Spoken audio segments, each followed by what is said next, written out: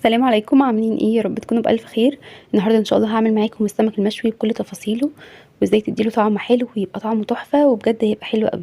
طبعا السمك ده مشوي بالرده. هنشوف التفاصيل دي كلها مع بعض اثناء الفيديو. عشان تتابعي كل تكاتي اشتركي في قناتي تكاتي في مطبخي، وفعلي الجرس على كلمه الكل عشان باذن الله يوصلك اشعار باي فيديو جديد. ويلا بينا نسمي الله ونصلي على الرسول ونشوف الطريقه مع بعض. اول حاجه بالنسبه للسمك المشوي، انا مش بشيل منه القشور ولا الزعانف ولا اي حاجه. انا بفتح بطنه بس وبنضفه زي ما انتم شايفين، مش بشيل منه ولا القشور ولا الزعانف. السمك بقى اللي هقليه بشيل منه القشور طبعا بقشره، وبشيل منه الزعانف وسلسله الظهر، وبديله شقوق او فتحات زي ما انتم شايفين كده. تعالوا بقى، احنا النهارده كلامنا كله على السمك المشوي، لان السمك المقلي عملت معاكم فيديو اللي قبل ده على طول.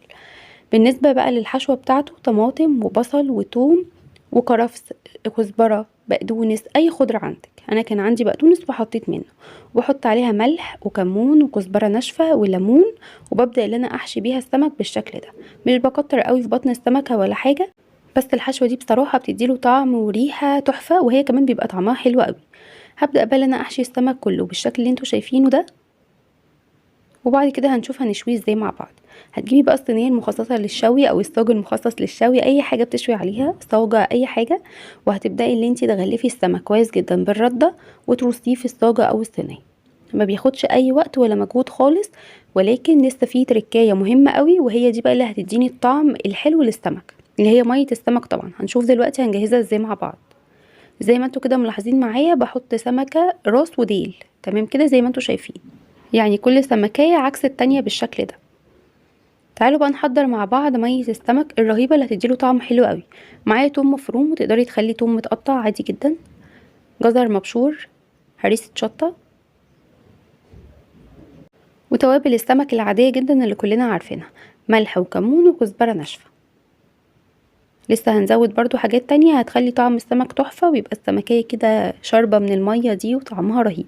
شوية خل كده كويسين، وليمون. طبعا هعصر ليمونتين على الكمية اللي انتوا شايفينها دي،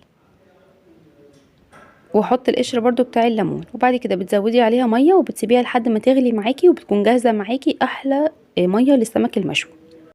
وبرضو عايزه اقول لكم على حاجه، لو السمك حجمه اصغر من كده يعني، او سمك صغير شويه، تقدري ان انت تشويه على طول من غير ما انت تفتحي بطنه ولا تنضفيه ولا اي حاجه، ده عادي جدا يعني، تمام. ولكن السمك اللي هو بيبقى حجمه كده زي ما انتم شايفين، بفضل ان انا انضفه واحشيه بالحشوه اللي انا وريتها لكم في اول الفيديو. بصي بقى، ما تقلبيش السمك وهو لسه لازق، يعني لو جيتي تقلبي السمكيه ولقيتيها لسه لازقه سيبيها شويه وما تقلقيش خالص. هو اول ما ياخد لون الشوي الحلو ده هتلاقيه فك لوحده من الصاجه عادي جدا، وده كده بيكون الشكل النهائي للاكل. طبعا السمكيه اللي بتطلع بنزلها في الميه وبطلعها من الميه على طول، ما تسيبوش طبعا في الميه علشان ما يتهريش، والميه بتكون سخنه. انا بقى بحب اعمل جنب السمك المشوي حاجتين، كشري زي ما انتوا شايفين كده، وسلطه عباره عن طماطم وفلفل وبقدونس وليمون وملح. بس كده بتبقى احلى سلطه مع السمك المشوي، بجد رهيبه. ولو بتعملي رز ابيض مع السمك المشوي، جربي مره كده تعملي الكشري، هيعجبك بجد. لحد هنا كنت خلصت معاكم الفيديو. لو عجبك الفيديو اعملي لايك واشتراك للقناه وفعلي الجرس على كلمه الكل، والسلام عليكم ورحمه الله وبركاته.